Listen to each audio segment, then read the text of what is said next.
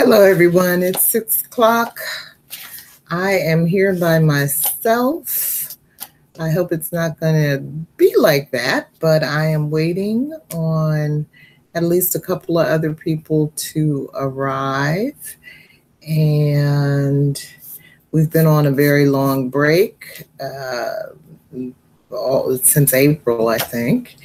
And so tonight we're just going to try to reconnect and get ourselves set up to start session 11. So if you'd like to join in a few minutes, you're welcome to. But that is what I'm hoping we can do tonight. So I will be back in a few minutes.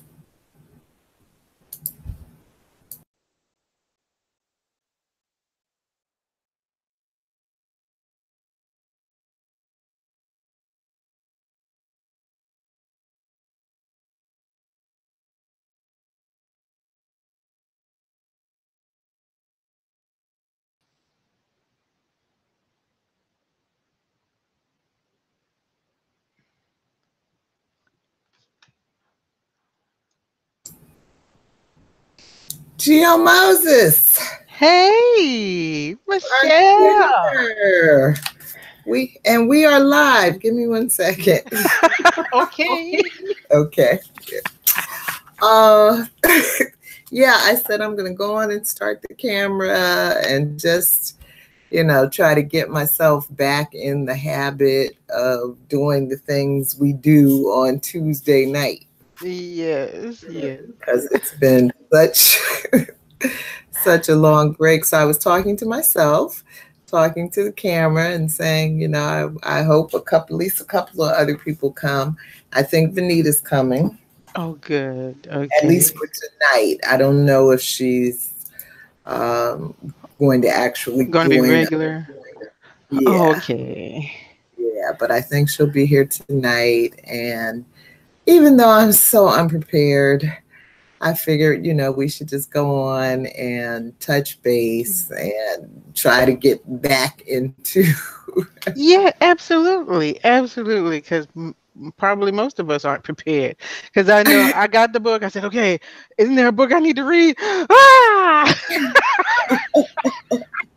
So I did get it. And I'm like, okay. And I kept moving it around the house. Okay, I need to read it. Okay, I'm putting it over here because I'll definitely read it over there.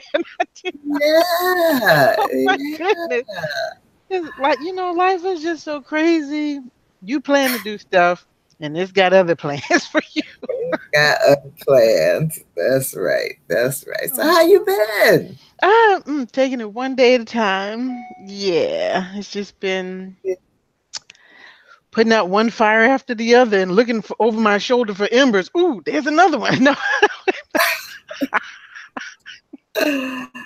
Wow. It's been something else. But I did have a good time. Well, my son and his wife, they got orders to Italy. So on their lead up to PCSing, I got a chance to spend almost 2 solid weeks with my 2 little granddaughters. Oh God, it was so much fun. But Grandma's old. Grandma's so old. I'm like, come on, Grandma, come on, Nana. Okay. Right. It was crazy, but we had a good bonding time, so that was great. But but unfortunately, they did kind of leave me with, I had to go clean up their house for rental. I'm like, oh my God. Oh, remind me. Yeah. Volunteer for this again. Right. Oh my God. Right. Because, well, well, being in the military, you have to pay attention to details. So I'm like, wait, there's a spot. I need to go get it right now. Yeah. And I've pretty near worked myself to death. So, Wow.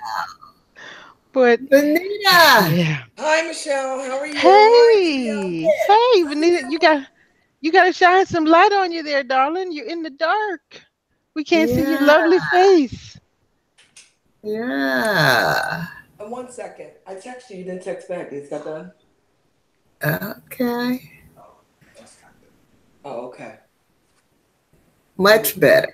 Oh, I'll be with you in a second. yes. I text my husband and he doesn't text back. Oh. Yeah, because I don't know why. So he was in this seminar today, and I was wondering if he was finished or was it like running over, and he just got here. I'm sorry, like as I was Oh. coming in. So, anyways, That's okay.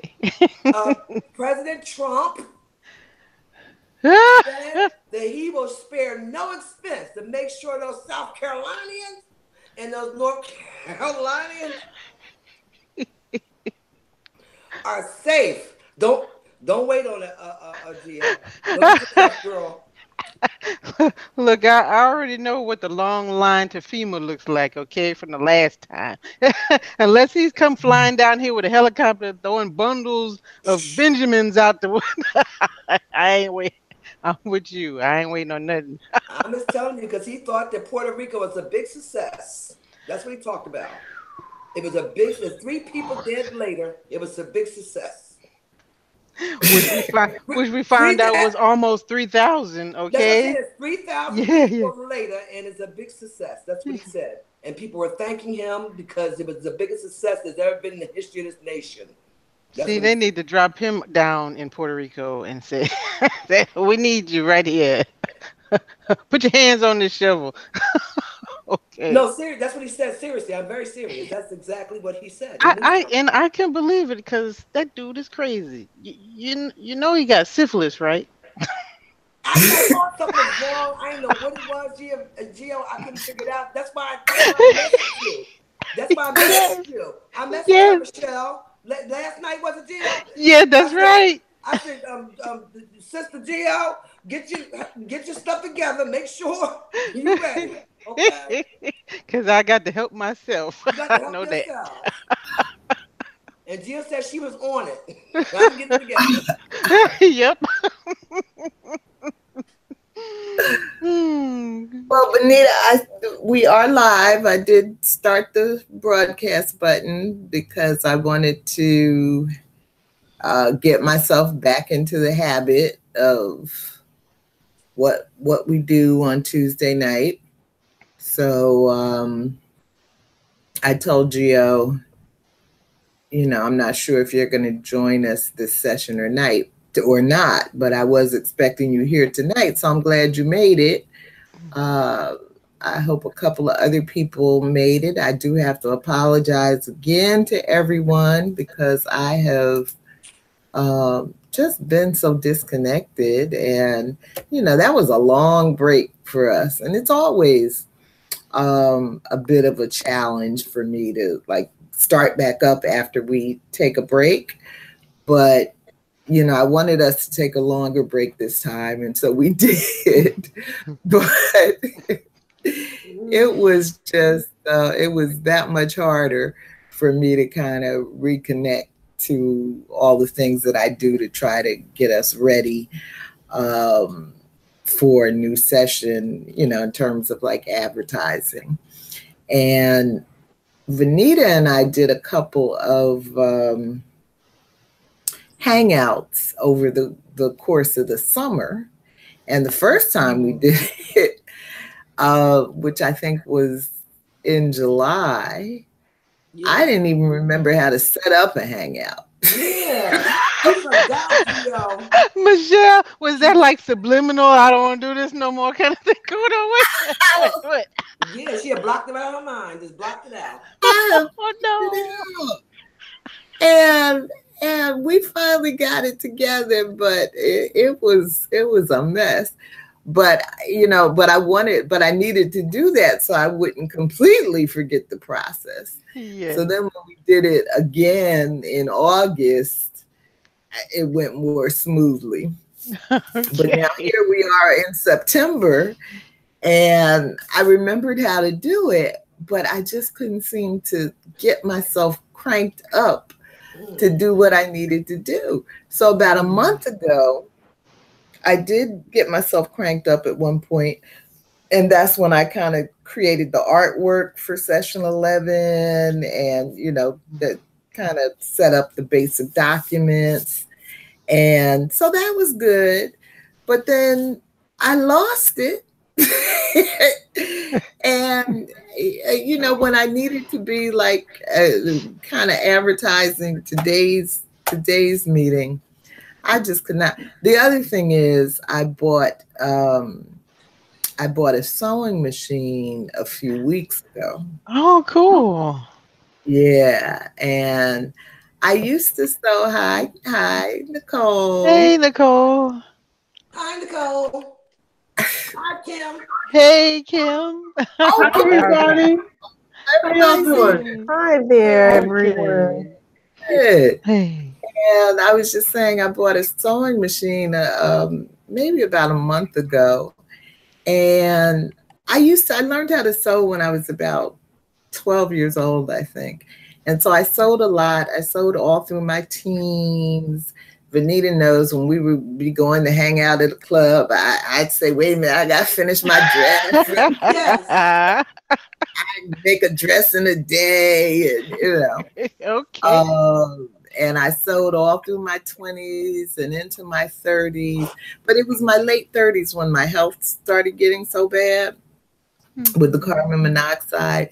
And so basically my 40s and now most of my 50s, I have not touched a sewing machine.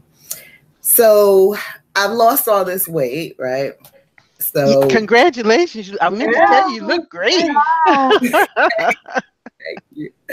And so, but I can't afford to just go out and buy a whole new wardrobe. So I was like, I got to get my hands on a sewing machine, you know.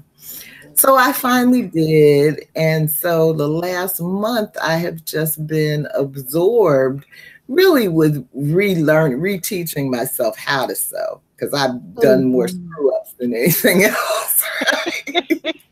Hey, that's okay. That's part of learning, right?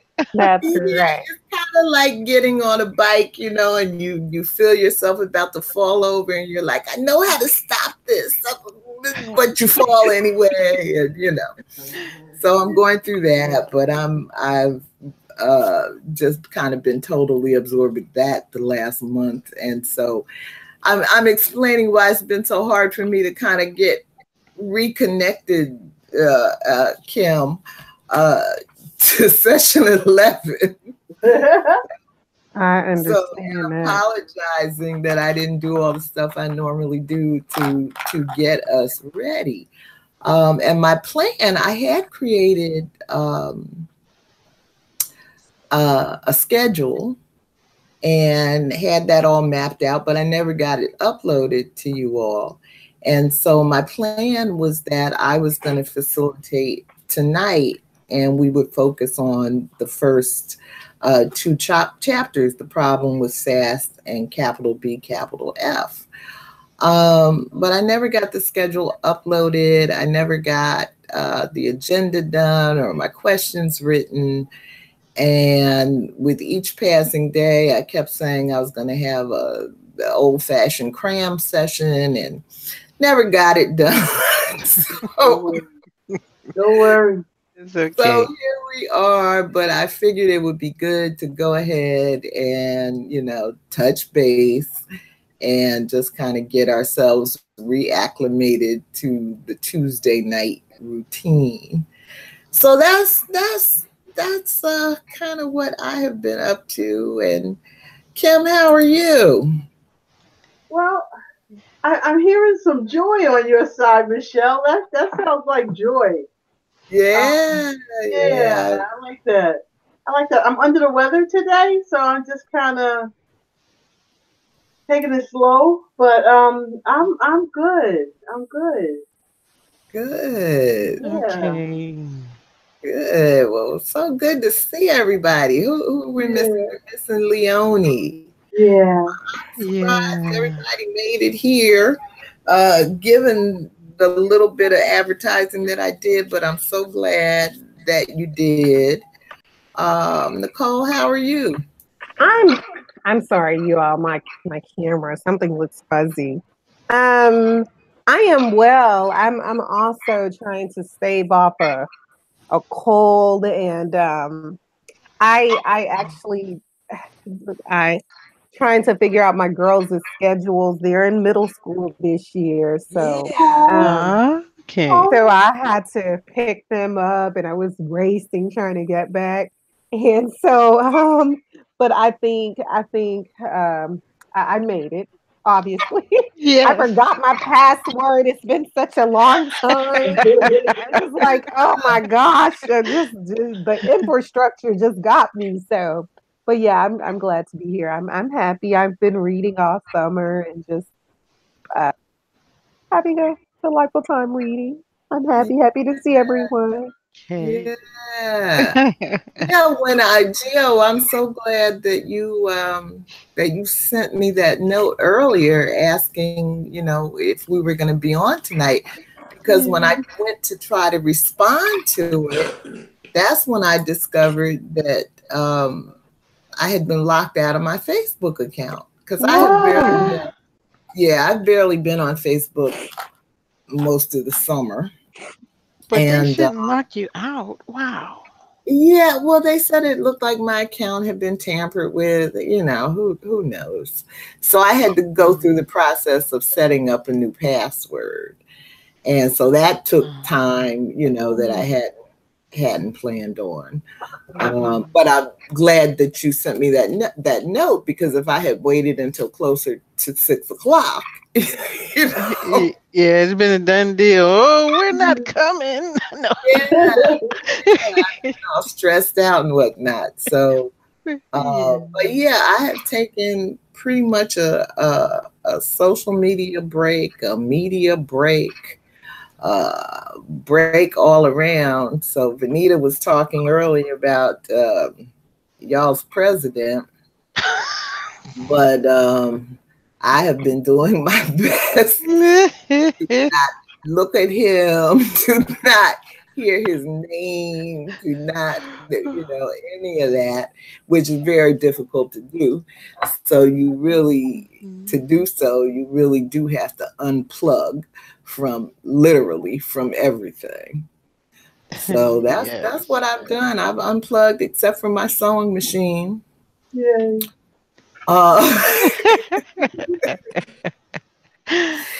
And that's it. So, I don't know about Leonie. I hope, I know she said she was traveling a lot, right, over the break period. So yeah, I'm not sure where she is at this point. But I wouldn't be surprised if she thought that we were not going to be here tonight. And so, so that's okay. So I think, especially since Leonie is not here, I was going to say maybe we could go through and, start to choose facilitators. But I kind of don't want to do that without Leonie. So maybe let's leave that part for next week, and let's just say that I will facilitate next week with the first 2 chapters, The Problem with Sass and capital B, capital F. And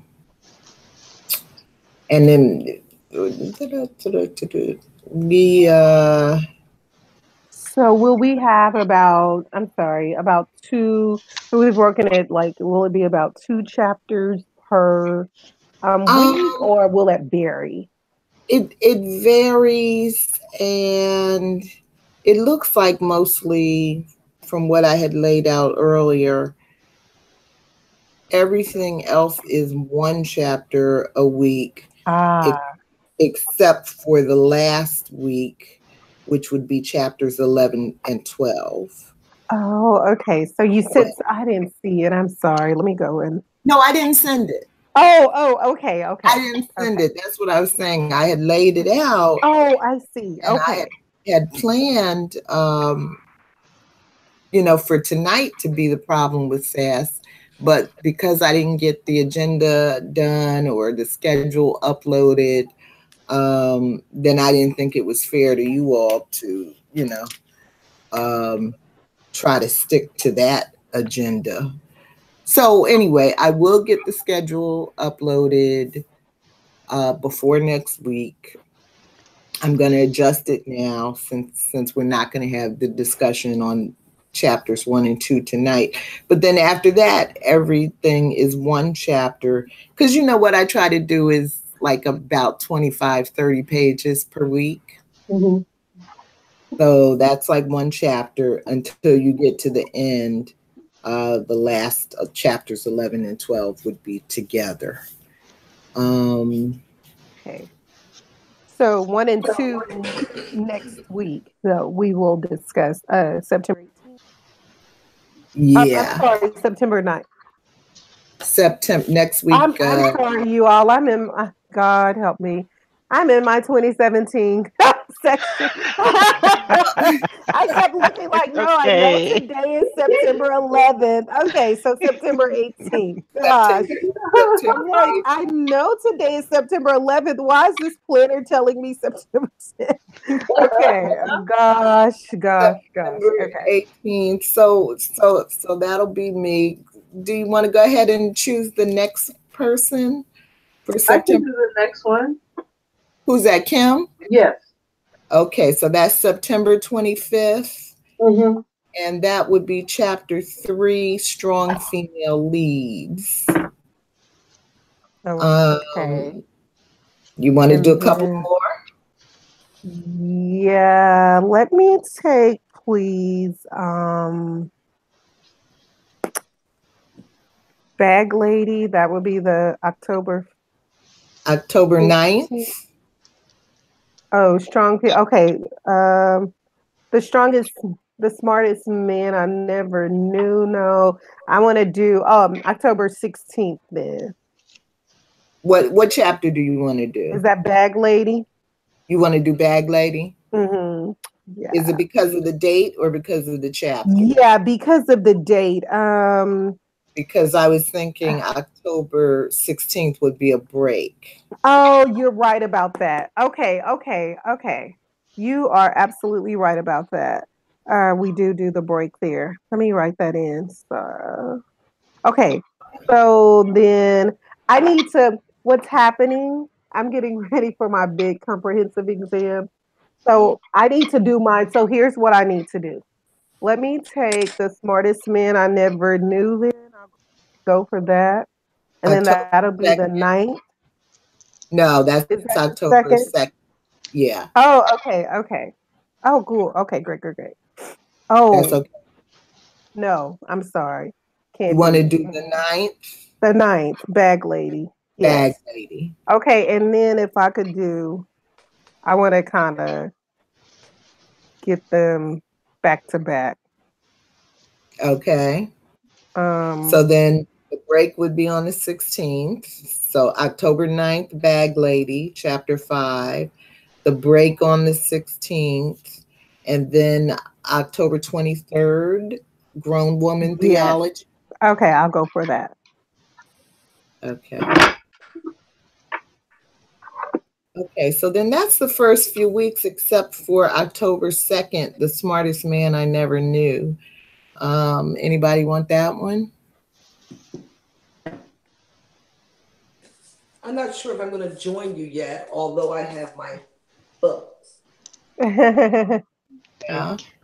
I bought them a while back. I started this Eloquent Rage. Mm-hmm.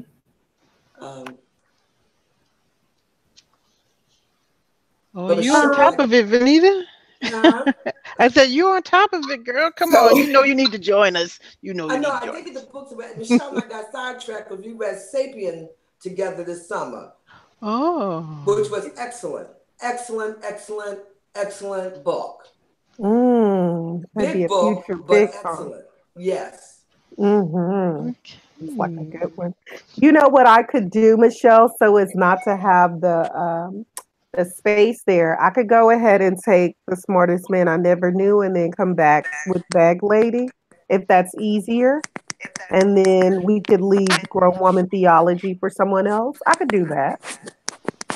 Oh, wait. Oh, I'm sorry. Oh, wait, I'm sorry. No, I keep forgetting. I have some writing deadlines. That's why I can't do it. I'm so Okay. Okay. No, let me write this down because I have writing. That's what it is. That's why I can't. Okay, I got writing deadline. Okay, that's why I didn't choose that. we'll keep it as it is. Yeah, the 9th and the 23rd. Sorry about that. Oh, where's my brain? So I'm kind of feeling love in a hopeless place. Love in a Hopeless Place. Yes, that was a good one. It looks like that would come in on November 20. November 20th. Okay, I'll put you down for that one. Gio, could you do chapter 4 on October 2nd? Sure. Okay, so we got The Smartest Man, and that's October 2nd. Okay.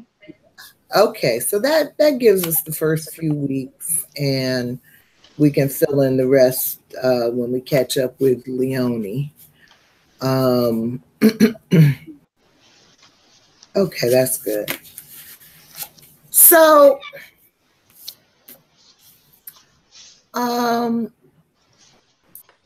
any other comments?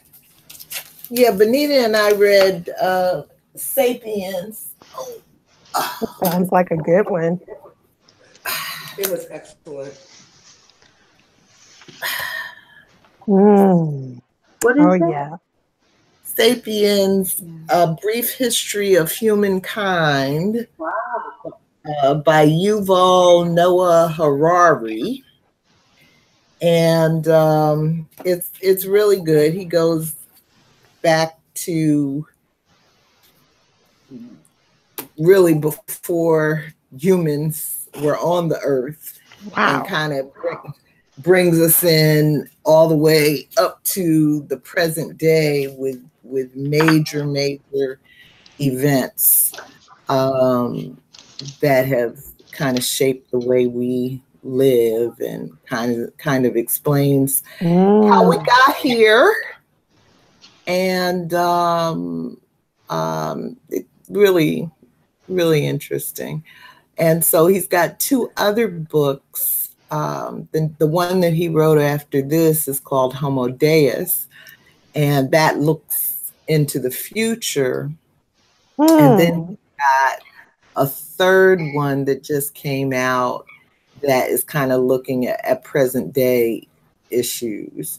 But he's got an excellent style of writing. He's a historian, but very engaging and humorous, and really do keep captivated. So yeah, that was our summer reading task, and it's a big book. So. Wow, it sure is. Well, what was the most interesting thing you remember that he said about human history? It's all over. Well, he looks at he divides human history into several. Let me look at the table of contents. Into the cognitive revolution, the agricultural revolution, the period of the unification of mankind, that's religion and money, the scientific revolution. So the book is broken down in those 4 areas. And so the cognitive revolution, part 1, is really dealing with, so humans just existing on the planet on an equal plane with all other animals. But there was a break at some point that allowed us to kind of move into this superior position. And so he talks about how that kind of happened. And then the agricultural revolution, so during that period, before the cognitive revolution, we were living as hunter-gatherers, right? And then with the agricultural revolution, how that changed the way humans. Venita, you can jump in and help me. Okay, How that I'm sorry, I didn't hear you. You were doing so well. Where were you? The agricultural revolution. You know, how that changed how we organized ourselves in societies. I would say the basic theme of the book is that we keep having all of these inventions thinking that they're going to make life better for human beings, but we never seem to really stop and ask, are we better off with these changes, and who's benefiting? Are we happy with the way things are going? And so the agricultural revolution was changing the way we got our food, but in a sense, it trapped us into certain ways of being that were causing us really to have to work harder than we were working as hunter-gatherers. Actually, it had bigger limitations and constraints. When we were hunters and gatherers, not only did it appear that we were less stressed, and I can imagine we were less stressed, although there were a lot of dangers in hunting and gathering. But during the agricultural era, it also put limitations on the foods that we had, because we were actually focusing on specific foods, growing wheat. Everything was very specific. Hunters and gatherers actually ate, to me, a lot better probably than we ate once we got to the agricultural era. So that's when the question comes in, and we worked longer hours, of course. And also, too, because the hunters and gatherers, they gathered enough food for what they can use it for. They knew the forest, they knew their surroundings very well. Of course, it was trial and error. I'm sure a few, there was quite a few that keeled over from trying to figure out whether you should eat this vegetable or this mushroom. But once they got it down, they had it down pretty pat.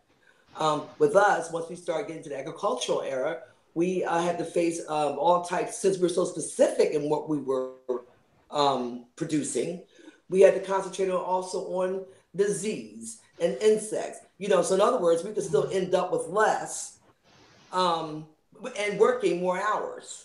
I mean, I can imagine once the hunter and gatherers finished their day, they kind of sat down and did what they did, and then next, they didn't really, I don't know. That's the question. Was it easier? I think I probably was a hunter and gatherer. I don't think I was agriculturalist. And one thing that he talks about early in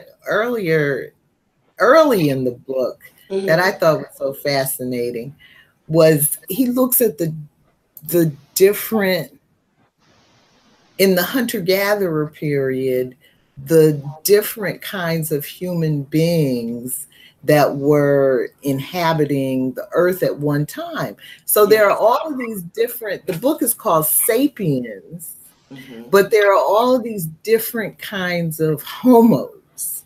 So Homo sapiens, and homo meaning human. And so Homo sapiens is just one type of human, but there were Homo Neanderthals, like there's 6, 7, 8 different types of human beings that were inhabiting the earth at the same time. And so there were like these different kinds of struggles and competition between them for Homo sapiens to end up as the ones that survived. Except with new DNA testing, what they can now prove is that some of this gene pool from some of these other types of humans still exist in the population today. So there's still some people that have a significant proportion of Neanderthals in their DNA. So, it's like, oh, That's so why people that's act the way what's they going do. on with Donald Trump. Yes. Well, if you think about it realistically, if people have still DNA, leftover DNA from Neanderthals, I mean, that was a pretty, they were big, they were strong. And to me, they probably were pretty vicious. What I mean by vicious,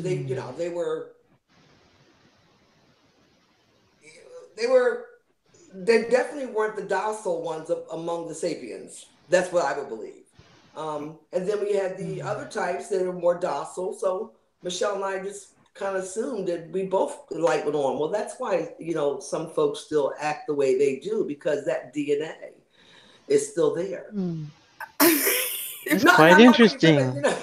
I mean, if you look at what's going on around you, something has to account for some of the behaviors that we see now that we've seen for 30 years ago or 40 years ago. Something has to account for that. If people are raised in the same home, in the same environment, with the same nurturing, So there's a lot of controversial stuff that comes up, in this book.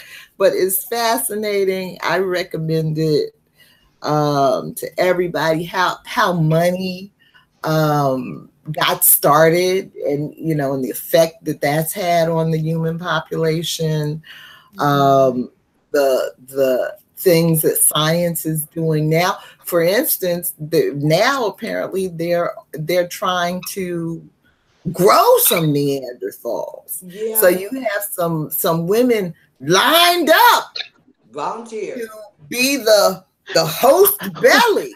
Oh God. Yes. Okay. They actually have extracted DNA, and they are experimenting with it, and it's been going on since 2009, I think it was. I wasn't quite sure the date. And they actually said that they have women lined up that are ready to host this Neanderthal child. Yeah. And why do they want to bring this poor person into our corrupt society with all this pollution? They're going to send him to Mars because he could probably survive there? Well, one of the theories is, of course, people will become obsolete, very obsolete at some point, because we're becoming more obsolete every day. And, if you think about it, you're going to have one Neanderthal for the humans that are left could do the job of 3 humans. Oh, I can see a whole new kind of prejudice outcropping. So, a Homo sapiens, that is. Yes, so, so that could be one of the reasons why. And other reasons is that some folks are just straight up freaks. There's absolutely no reason other than economics. Okay. That's all I can think of. No other reason to bring a Neanderthal back. I mean, we have enough crazy already. We don't need that. But there are women ready to do that. Wow. Lined up in the name of science. Yeah. But he looks at religion, how that got started, the purpose that has served the human population, and just really, really fascinating. Yeah, so marriage. Roles. Because at some point females were, even actually in some Asia is a good example. Many years ago, there was no Asian or Indian in Asia. Women were equal to men. Mm-hmm. They were highly educated. They were able to assume the same jobs and careers and positions. And then some crazy ass came along and said, well, we're going to bring that to a halt. But in other words, the way it is now, and now we're fighting for the reverse, for equal rights, so you can't kill your sister in the middle of the street, But before, it was not actually like that. In a lot of different parts of the world, women were totally equal. We went from equal to have to fight for equal rights. So what did he say accounted for that shift in the balance between the sexes? And why did people fall for that? Why do people fall for Trump,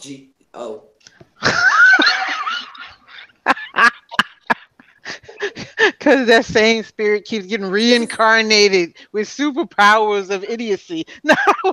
Well, he's developing this idea throughout the book Yes. that everything, you know, everything is pretty much a product of delusion. And so whether it's and that society only functions to the extent that people agree to be bound by a particular delusion. Or and so idea. or idea. And so whether that delusion is, whether that idea is religious or political, you know, or whatever. So he's saying that even things like that we hold dear, like human rights, are really just an idea. You know, there really is no objective proof that anybody has any human rights. But if we say we have human rights, then we have them. You know, and so even with gender, it's like that. You know, if we say women are less than, then they're less than. If enough people agree. If people agree that that's what it's going to be, then that's what it's going to be. And so he's looking throughout these periods of history at, well, you know, who had the political clout to push an idea to get people to go along with whatever monkey crap they pulled out of their behind. Okay, that's very interesting. It sounds like a sort of historical viewpoint. If you lined up the historical occurrences with the theory of quantum physics, he's using history to prove the same thing. That if you can get group consciousness to focus on one thing, then it becomes the reality. And it's like, oh, whatever happened before never happened. Right. That's very interesting. That's a very interesting application of the theory to use history. And it's interesting because, you know, I think we're clearly in this Trump era in a period like that where the narrative is being shifted. Yes. Mm-hmm. Yeah. You know, and we're being programmed to go along with the program. Yes. And either you're gonna go along with it, in which case it becomes the reality, you know, or you're going to be this outlier that, you know, ultimately does not fare well because you're not going along with the dominant narrative. So it's really, I do wish y'all would It's a good book. look at it. Did anybody else read anything this summer you want to talk about? No. Nicole, you read it. I've read a few things. Yeah, I've been reading all summer. But that sounds like a very interesting read. I couldn't help but finish Eloquent Rage. It's a wonderful one. Yeah. I haven't moved to Healing Rage, so I need to get that done as well. But we are in for a treat. Yes. Oh my gosh. Brittney Cooper she brings the fire for this. It's a really good one. Oh, and I also read the When They Call You a Terrorist. Kim, I think you were suggesting that one. Oh, Kim. Oh my gosh, Kim. That is a wonderful read. What is it? When They Call You a Terrorist. By who? Asha Bendel and Black Lives Matter activists, or the Movement for Black Lives. Right. Patrice Con, it's somewhere in here. Yes. Oh my gosh. I mean, beautiful and moving. Oh yeah, here it is. Oh my gosh. And then I read Men We Reaped by Jesmyn Ward. Oh, we've got to delve into some Jesmyn Ward, you all. Oh, when I tell you all, this was a beautiful, moving, very southern narrative of grief and death and place and space and narrating childhood. Oh my gosh, it was just. And I'm gonna go and see. She's coming to Houston 10th, so she'll be at the University of Houston. So I'm going to see her. Oh, Um, so yeah, so those were the highlights. But Kim, you did that. The when they call you a terrorist, it's so beautiful, and I know that it's so layered and so complex, and this narrative and the way it grows and stops, and she reconnects to specific images or conflicts. It is all so connected. It is powerful. I that's the best I can do. It's just that it's pretty powerful. good. That's pretty good. Mm-hmm. Yeah. I've been reading poetry, believe it or not, and trying to get my manuscript done, the poetry one. Oh. And then I just got a copy of, what's her name? Clarice Carruthers, Unapologetic. Mm-hmm. She is out of Chicago, and she is an organizer. And so she was in Bed-Stuy this week. So I went to hear her talk, and I went and I listened to one of her webinars. And she reminds me, she has a 45-year plan, Michelle. So I was saying, oh, she needs to talk to me. Yeah. But she's just excellent. She was excellent. But I'm trying to figure out, Nicole, how do you read that many books? I'm so impressed. Pretty good. How does that happen? Yeah, so well, for one thing, I have this kind of pressure. I'm going to be taking comps in November. These books made it to my comps list, so I kind of double dipped there. But yeah, I was just reading, you all. Like I just, you know what I realized too, like because I disconnected from social media for about 3 weeks. I got so much done. Like I Wow. took my Instagram app off my phone, and I got out of Facebook, and I'm gonna have to do it again. I think I'm just gonna come back on Tuesdays for our meeting. And Mm-hmm. I got so much done. But you all, it was like a catharsis. It was just so needed and cleansing, Yeah. and I was just glad that a number of the books that I read, we have been looking at talking about reading these books. So I know we are doing great. And I'm hoping people are accessing. And I know Michelle says, well, I get what you were saying, Michelle, about like once the videos are spliced and that people are more.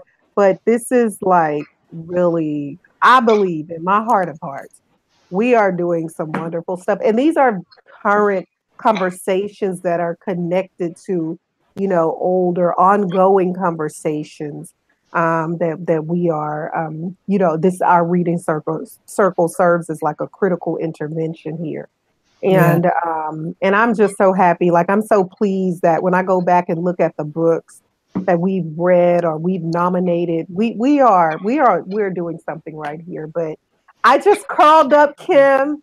I just shut everybody out. The twins didn't need anything, they were good. And I was just like, you know what? I'm just gonna keep reading. Y'all, we are wait until oh my gosh, these are just good books. I'm excited. Wow. Wonderful. That's cool. Yeah. And so last time we were together, we did talk about kind of splitting up some of this work, you know, the advertising. I think you were going to focus on some of that, Nicole, and Leonie on the tech. So, you know, so I do want us to, not tonight, but I do want us to go back to that conversation and, you know, really kind of plot out how we're going to do this, because obviously I'm losing it. So I don't want to. I don't want to. You know, I don't want to lose the work that we're doing simply because I can't really, you know, keep up the pace of doing everything.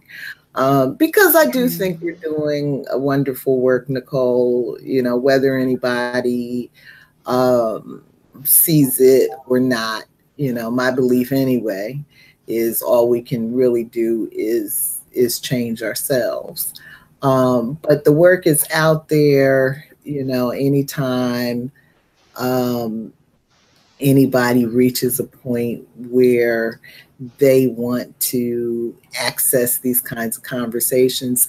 And I just kind of really wanted to leave a footprint, a record somewhere in the world of what good human conversation looks like. Because I think I don't see it. I don't see it in the public sphere anymore.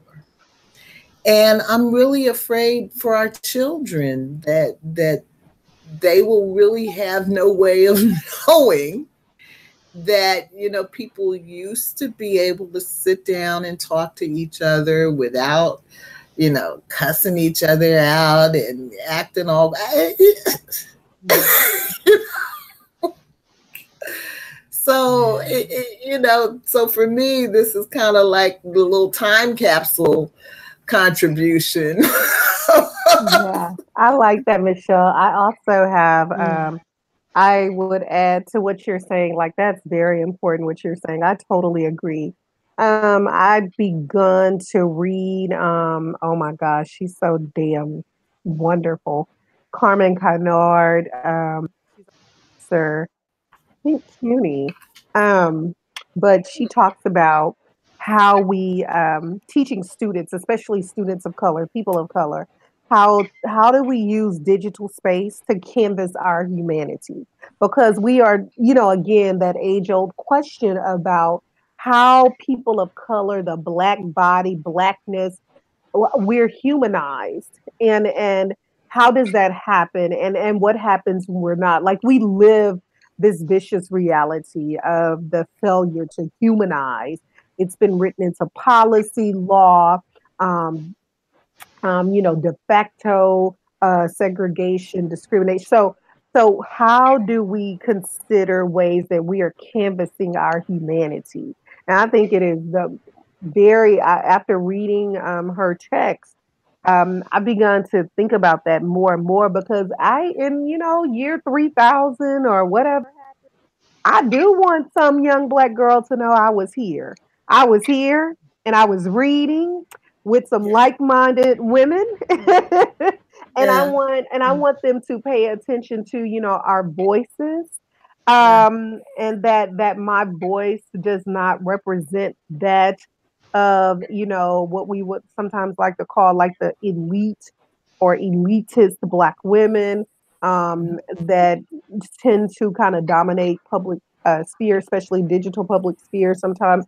But I do want them to understand that, you know, at a grassroots, a woman who really identifies with working people, laborers, working class, you know, that this is a means to Right. come together, that using a congregational capital to come together, and read and discuss. And so, and then again, and I'm very different now about how I am canvassing my humanity. So Yeah. yeah, I thank her for that. Telling Venita earlier today that I went to a McDonald's recently in the hood, and it was just such a horrible experience.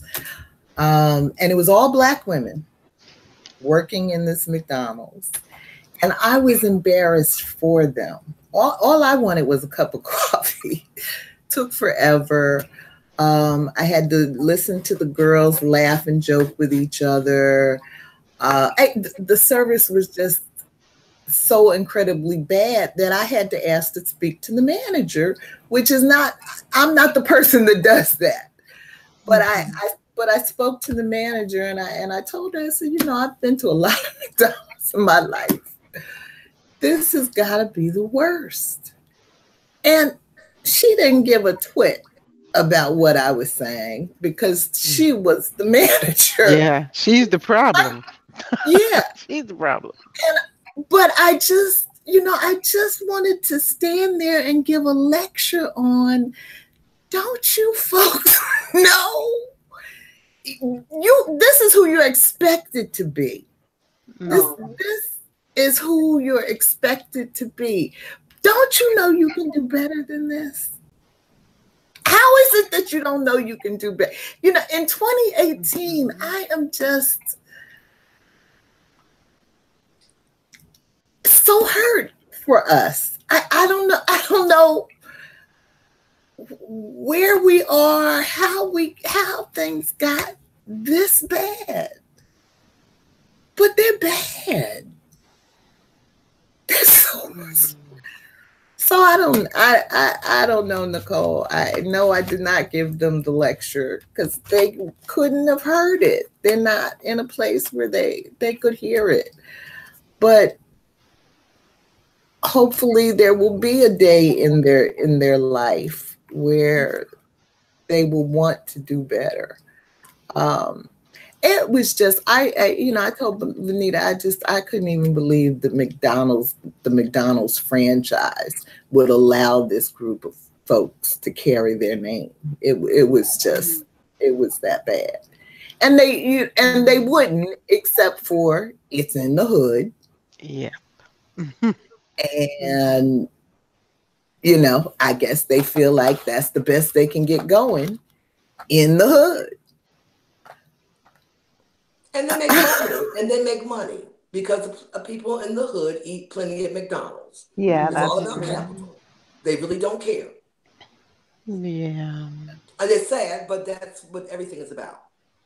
Has nothing to do with anything else. As long as at the end of the week it tallies up, franchisee pays that fees. You got your royalty fees. They don't care. Yeah. They don't.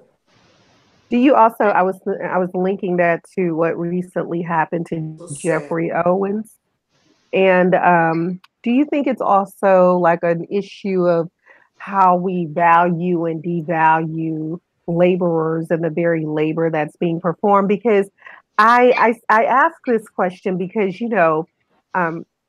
in school all my life, right? I've always heard the trope of, well, if you do this and you get your education, you're not going to have to flip burgers at McDonald's. Yes. So, and there's a devaluing inherent in that statement. Mm-hmm. Friend, a male teacher, Black man who we've heard it, like he and I same age. He just stated what we've always heard. And a young woman was like irate, pissed off, because she was like, what is wrong with flipping burgers at McDonald's? My mom does that, and so I'm also kind of thinking about too, like feeling like the labor isn't valued, and then treating the place, the work, the customers as if, it's all like a big self-fulfilling prophecy, if you will. Yeah. And I don't even know, because I mean, certainly, and I can be honest, you all, when I felt underpaid, I'm not trying to perform.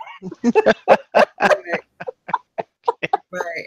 I Yeah, think but it's bigger than that. I think it's bigger than that. I think it's a lot bigger than the pack. this was just, such. They're lacking And skills. that They're is lacking also the communication skills. cultural values that are being handed down too. But I'm just thinking, like, Yeah, not but necessarily the experience you had, Michelle, but I can say, like, I can say that I see a totally different, like, there's a different atmosphere when I go to a place like Chick-fil-A. It's still fast food. I don't know. Do y'all have Chick-fil-A? We I'm got not, is that Chick-fil-A just down here. okay? And then you're Where they absolutely right. cater. It's the culture. It's from the top Yeah, it's down. And cultural. it doesn't matter where they place that Chick-fil-A because Yes, the management is very invested in the customer absolutely. service. Mhm. I something happened and Joel had to write back. He wrote the company because that's what he does.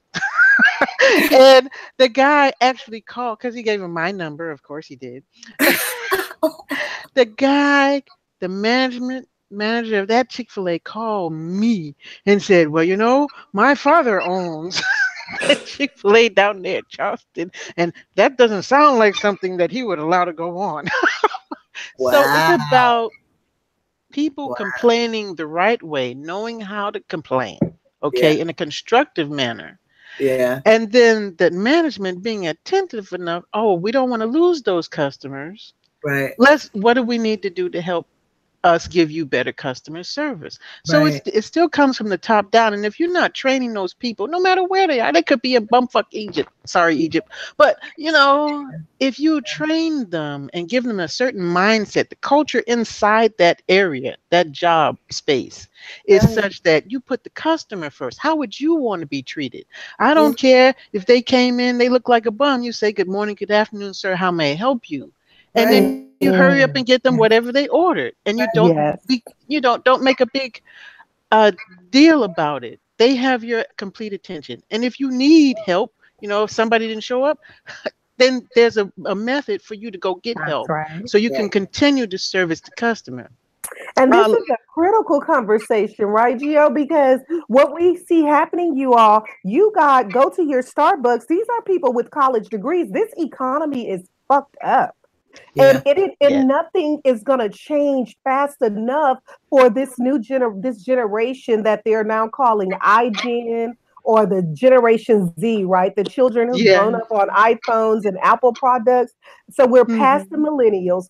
So Generation Z, these are the research already says, and I'm trying to prepare myself, you all. I'm scared as hell.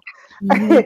The research is saying that they are going to stay at home longer, that they are going to need more assistance from their parents because this economy, the infrastructure, the ways in which we're dealing with job losses.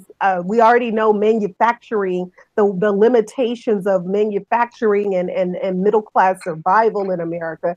It is no more. And so Mhm. now you have these kids who are getting these bachelor's degrees and they are going to Starbucks. This is not what they thought would happen. This Mhm. is not the dream that we sold them. You go to college, you can access your so-called American dream, and it's a mythology. And Mhm. they learn it far soon enough. They're going to learn it. So I'm Yep. thinking that we are on like Michelle, you're bringing and Geo. That's something very. This is like a critical conversation because, especially for Black people, like what Brittney Cooper talks about in this book, it's gonna get bad for white folk. If it's bad for white people, it is drastic for us. Right. Mhm. We already understand how this dynamic works.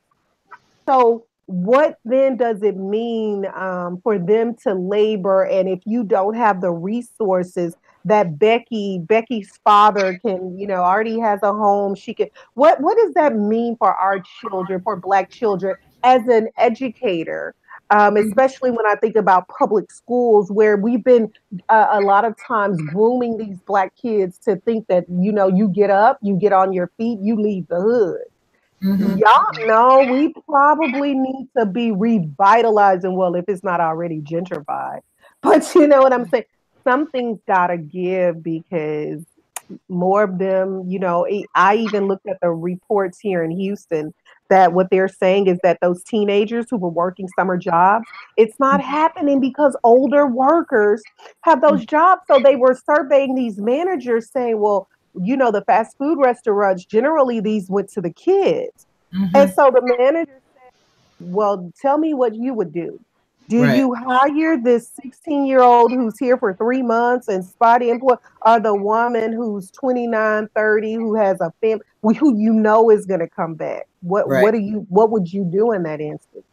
And I'm just like, I think another part of the problem is television, and that when you look at some of the young people today, they have not been raised.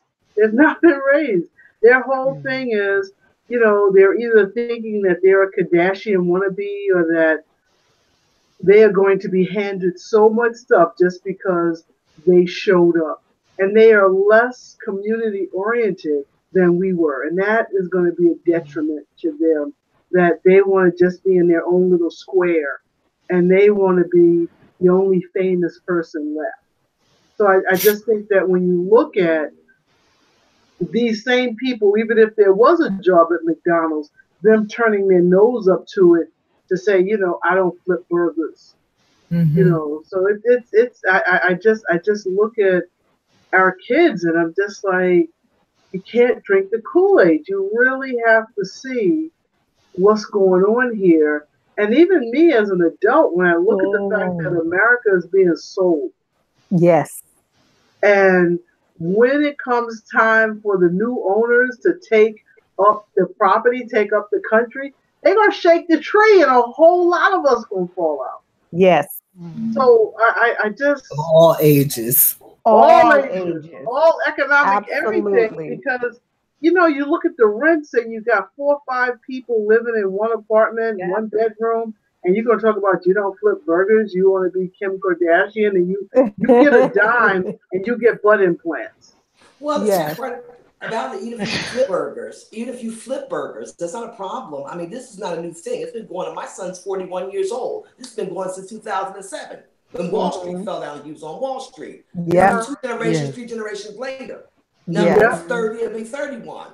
Yeah. He couldn't even hold a job with a degree because they were outsourcing his job every time he got a job. Absolutely. And more simply, in the state of Connecticut, they're not hiring Black people in the well-paid jobs.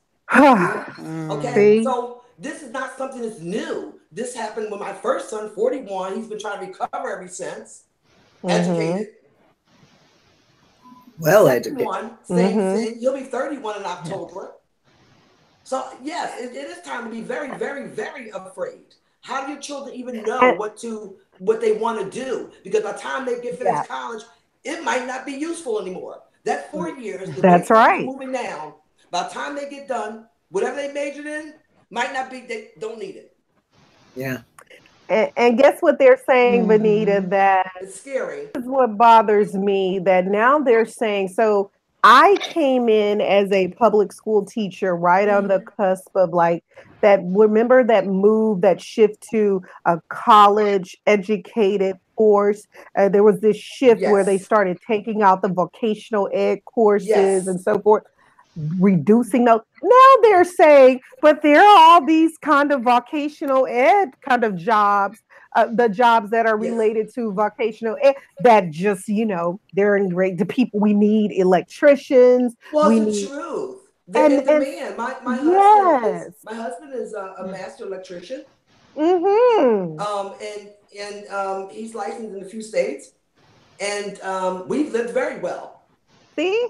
So that's what I'm saying. Why? So I don't understand. What happened was, though, before he had this thing, and he went to college also, the blue collar worker. Even Black folks started to believe that in the 80s because they got remember, that 80s killed Black people between the dope and the ones that thought they were educated. They got the little house, got a little car, get the little nails done, and design a purse. Which, mind you, when they don't sell all the inventory, they burn it at the end of the year.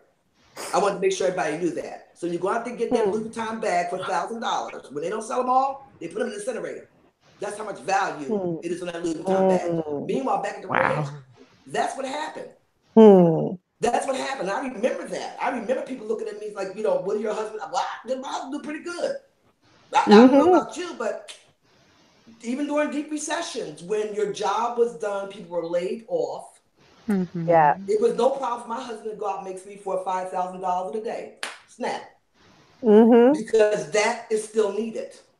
And so I had a, I like what you're saying. It's just so sad. And we did that. And I had a Black woman friend who told me this. Y'all, I met her, and oh my gosh, this must have been 15 years ago. And she told me what she did. She said, girl, she said, if I don't, take this from me, she said, I could see these trends. She was already telling me about manufacturing. That it was going to be reduced. She said, for her children, she made them go. They got a degree, a bachelor's degree, and they got a trade. So her daughter actually got the master's degree. She's a assistant principal now, but she also is a hairdresser. Her son is works in a biology lab, but he is also an electrician. And so he's saying like this way her children are set. She bought she has a home. She went and bought a property. Nothing fancy. Just let them go. They stayed there. They went to an HBCU. Went to college together. She charged. She said, "Now I charged them because they needed to know you got to pay where you lay your head." So, but it was like $250 a month for both of them, and basically they were able to save money. So the son was so smart. Once he got married, he actually paid cash for his home.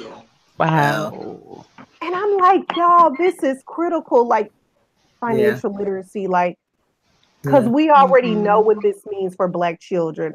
When white people get scared, we are in dire straits. We already know. So I'm rethinking this. I used to tell my son get an MBA after he finishes school, but I'm not telling him that anymore. I'm trying to find brother man a trade. What? Right. About fixing cars. The thing is that MBAs aren't as valuable as they used to be. I remember 30, 40 years ago, if you had an MBA, you could go in the company and call your shots. MBA is not that valuable. A lot of people got MBAs. A lot of people got PhDs. That's so supply and demand. The more you have, the less valuable it is. That's right. That's what's also going on. You brought up an not important valuable point anymore. Everybody got an MBA. In my son's graduating class, he's a computer scientist. The kids, when they changed the curriculum on them halfway through their year. So the kids who did not pass, then they changed if you failed more than one course or you failed that course twice, they dropped you out of your major. So a handful of computer kids with computer science degrees graduated. Half the auditorium on his day was filled with majors in business. That's what they did with those kids who have all that science background. Wow. And they put gatekeepers in the course so that you know what they do. You know what they do. So there was a lot of dark faces in that MBA class, okay? For that. Tens of thousands of dollars. Okay. That's what they paid for. That's what they will be paying for. A degree that gets them nothing. Because somebody decided, we got too many Black faces in this major. Wow. Well, look at teachers. And you have to have an MBA at some point, being a teacher. They give you a certain amount of time to get your master's degree. Okay. And you got teachers. I mean, even years ago, teachers got second jobs, third jobs, fourth jobs, depends on where you live and how much money you get paid. I think over there in Virginia, they get paid like slave wages. They work for free. I don't know how they got gas money. You got teachers in California. No, I'm serious. You got teachers in California that can't even afford to live in the communities they work in. One woman was a teacher, her husband was an engineer, and 2/3 of their salary go for rent. And wow. Oh, we talking about California. Yep, I believe it. So they don't know what they have. And many of them are on food stamps. On food subsidies. Everything, the child can't get no daycare. Now, how you want to go to school and this is the person that's teaching your child and they're supposed to concentrate every day, not knowing they're going to be homeless next week. That's right. with the NBA and paying student loans, and they were paying student loans. That's right. Mm-hmm. So you know, this is what you're dealing with now, and it's really getting hard because the mature people like us, people, you know, how do we help our children? Right. Because we got homeless, you know. Right. One false move and it's over. Right, Okay. Venita. I know that's right. You know what I'm saying? I mean, you know, so I you know, nobody gets any help, you know, and the ones that stay like in your little thing that they're in now, well, I don't think they understand. Somebody need to tell them, you know, that you know, one blind person can't lead the other. Now, since you want to you're blocking out what's around you, your community and, you know, support systems. Yeah. You all go in the same spot. You can't help each other. Mm-hmm. So I don't know. It's just something else though. But the 80s did it to us. I still go with that. I saw it with my own two eyes, the change in the attitude, and everybody's doing their thing. Everybody should not own a home. Home ownership is not the right way to go today. Yeah. It really isn't. I don't suggest that Clint buys a home. It's not an investment. Yes. Do not buy a home. You will come out better actually investing the money that you would have spent in a home, because a lot of bills come to home. Besides your mortgage. You know, you do better investing the money. It's not an investment anymore. It's not 1970. It's not 1960. Where you pay that home off and all that happy stuff. Well, no. Your home may be less valuable. This market could fall like it did before. It depends on what state too, right? That's what I was thinking about. Yeah, it depends on what state. Well, I think it depends on what state, but you know, and also everything is relevant. If you know, there are people that live in some north is expensive, but there are people that live in the southern states, and there's areas you could find that are less expensive, but you're making less money. Everything is relevant. Yeah. If the market falls out, your value is still going down. Well, that's There's people true. down south that was underwater, like people in the north and the east coast, and the west coast. So everything is still relevant. I think in a lot of the urban cities, that real estate is king, and that if you can buy something, you can flip it within a year and make so much money. So it's not.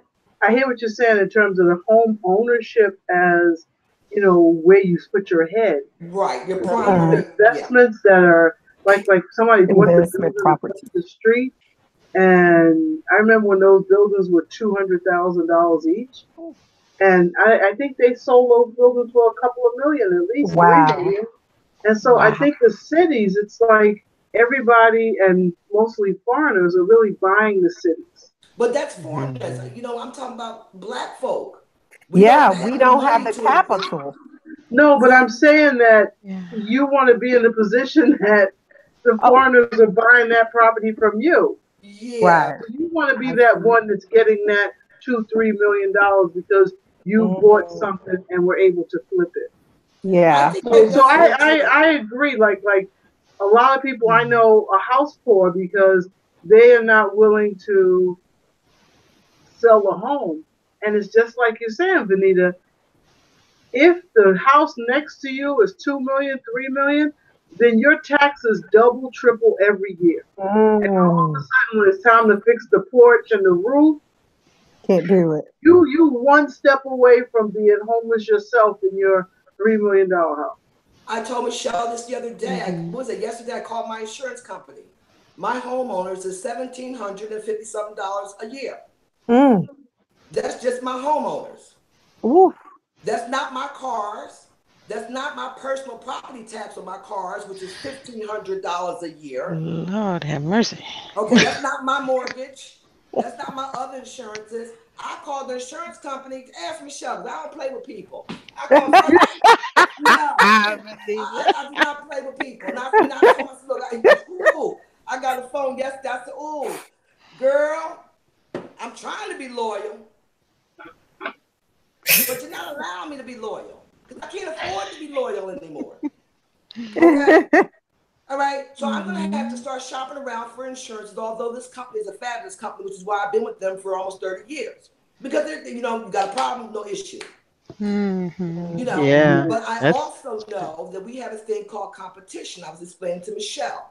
And to the day in our fast-changing economic environment, you want to have customer or client retention, because the large companies are buying the small companies. So it's very important to retain that.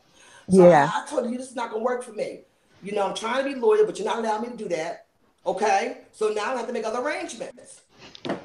What did they say? She said, well, she went to explain my policy to me, and I told her that I was literate. I've been having policies for 30 years.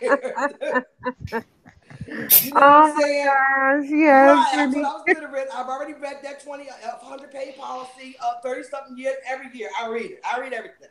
Okay, let's get back to I cannot do this anymore. I'm not paying you that money. So she went over there and got an adjuster, and she came on the phone, very lovely woman. And I told her the same story, and I said, and I was just waiting for my insurance to come out, the renewal, so I could see what it was, how much it was, so I could make arrangements.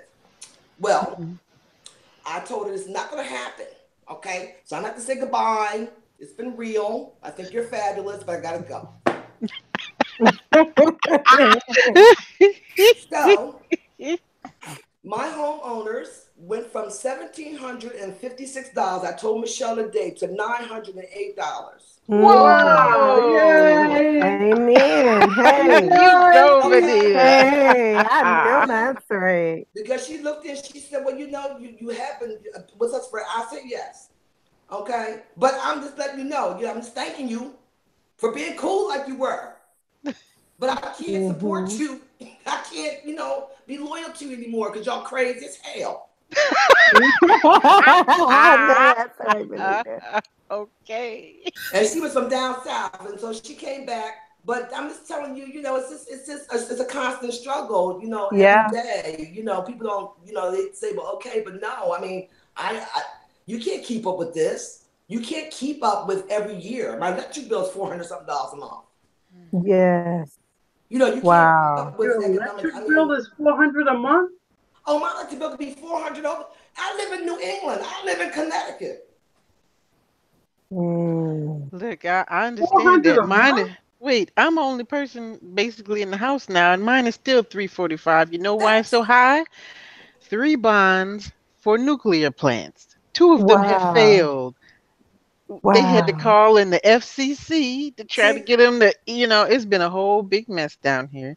And then finally, the governor who we don't really like, but hey, he tried to get us 15% back, and they squashed it because they're all the council is in the utilities pockets. So for about 8 months we're going to get a rebate. I'm like, what about all that other money? I can use all of hundreds of dollars. I did an experiment one year. I put in a bunch of surge protectors on everything. So every night I went around the house turning off stuff. My son was still here. He was like, "Ma, I can't see." Turn it off. I'm turning it off. And it did, it made me drop my bill $50. So I know it's not us. It's not you. Right. It's them. Greed. And what Brittney Cooper talks about in the book, this is the problem with the privatization of public services. This is a neoliberal logic. This is what happens when stuff is privatized. Yes. And we lose control. And here it is. We have crumbling foundations in Connecticut. And because the insurance companies do not want to pick up the tab for all these crumbling foundations where newer homes are built, and they did not, whatever chemicals they used to mix the concrete for the foundations was tainted. Ooh. Therefore, there are thousands of people in Connecticut that have fabulous homes that the foundation is crumbling. When I say crumbling, I mean literally crumbling. Wow. So, because the insurance company said, "Oh, hell to the no, we are not going to do all this," and they could not, and they're not going to go back because there's not enough money to sue the folks that manufactured the concrete, for the foundations. They added a $12 premium to everybody. It's the governor. He decided that I'm going to pay for it. Wow. And that's legal? Yes, they did. They attached a $12 premium to everybody in the state of Connecticut homeowner to pay for those crumbling foundations. My. Okay, this is the kind of stuff where you have there's no vote. There's no nothing. Oh, Now, nothing. if something happens in my home, my furnace blow up, can I look to everybody in the state of Connecticut? Is the governor coming? The No. No, government that's coming? right. Because the lobbyists were out there with their and they were getting paid that long money. They were lobbying. They said, these insurance lobbyists, they said no. And whoever's, so now it's now it's everybody's problem. Yeah. Wow. I wonder what they would do if everybody decided not to pay their premium. But it'd have to be everybody. Everybody would have to do it. No, it comes on your insurance. No, the insurance company, no matter what insurance company you have for your homeowners, is taking that $12 out, whether it's Allstate, Progressive, Liberty, it doesn't make a difference. They're taking the $12 out of every person's, adding it to their premium to pay for those crumbling foundations. So no, you don't have no control. Well, you all, that is enough to get us enraged. Yeah. Okay. Eloquently. We're definitely not eloquent. So that puts us in the mood to deal with the emotion and the power of that emotion that Dr. Cooper is talking about. Our session 11 featured selection, Eloquent Rage, a Black feminist discovers her superpower, by Dr. Brittney Cooper. And so that's the thing, that we've got all of this stuff that is filling us with all of this rage. And so what do we do with it? You know, it can eat you up, it can kill you, it can destroy you, or it can be a superpower that propels you to making the kind of change that you want to see in the world. Earlier today, Venita was talking about Colin Kaepernick and the Nike, courage, the courage that he demonstrated versus all of the other, what'd you say, Venita, 70% of the NFL is Black folks who have not found that kind of courage that Kaepernick found, who have not been enraged by the kind of conditions that we are dealing with as Black folks. So what do you do with that rage? So hopefully, as we move through session 11, we'll come to some answers for ourselves. And then, of course, we agreed that when we finish this, we would move into Healing Rage. What's the name of that author? Does anybody remember? Ruth King. Ruth King, yes. You already have the book, Venita? I told you I have the books. It's beautiful. I like that color. Why don't you just, tell us that you're going to be with us? Why we got to go through this with you? We need you, Venita. We need you. I got those books about a month or so ago. Let me order my books up. Because I got so many things going on, and it's really hard sometimes. Well, I used to have more time. Yeah. I know. I was trying to make it sound good. Okay, but my pause was too long. I was doing one of the Barack numbers, Well, we expect to see you back here next week, Tuesday, September 18th. Ready to discuss chapter 1 and chapter 2 of Eloquent Rage. I'm so glad to see you all. I have missed you all so much. Michelle, do you think, but shifting from the Eloquent Rage to Healing Rage, how have you thought about like how long the break would be between the two? No, but we're going to be into the Christmas season. Well, Okay, you know, so we'll be into Thanksgiving by the time we finish this, I think. Okay. So I imagine we would take off through Christmas at least, you know. Yeah. I don't think I want to take a real long break, Nicole, because you know, I had such a hard time getting reconnected. Right. This time. It was. And I need healing rage. I need healing rage badly. I know, right? Same. I'm having these hot flashes. I need some healing rage. I tell y'all. We will probably start healing rage with the new year. So if y'all can hold on and don't hurt anybody.